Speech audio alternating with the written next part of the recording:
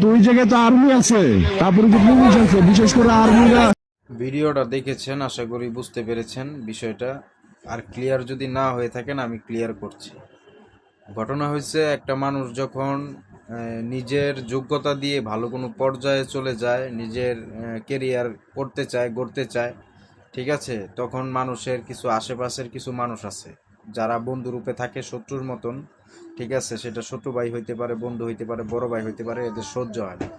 আর এই সহ্য না হওয়ার কারণেই এই যে এসডিএম এর উপরে যে হামলাটা করা হয়েছে সেটা হচ্ছে প্ল্যান করে, ইচ্ছা করে, নিজস্ব নিজেদের ভাইবাদার বন্ধু, হ্যাঁ, ছোট ভাই, এদের মধ্যেই, ঠিক আছে, এরাই হামলাটা চালাইছে ইচ্ছাকৃতভাবে। কারণ কি, তাদের কাছে ভালো লাগতেছিল না। আর আপনারা যারা এসডিএম এর ভিডিও দেখেন, আমার কাছে মনে হয় না এসডিএম ওরকম কোনো আকাম কুকাম করে ভিডিওর মধ্যে যে তাকে পাবলিক প্লেসে ধরে মারধর করতে হবে। বিষয়টা খুবই খারাপ লাগছে, খুবই জঘন্য, এর তীব্র প্রতিবাদ ও নিন্দা জানাচ্ছি।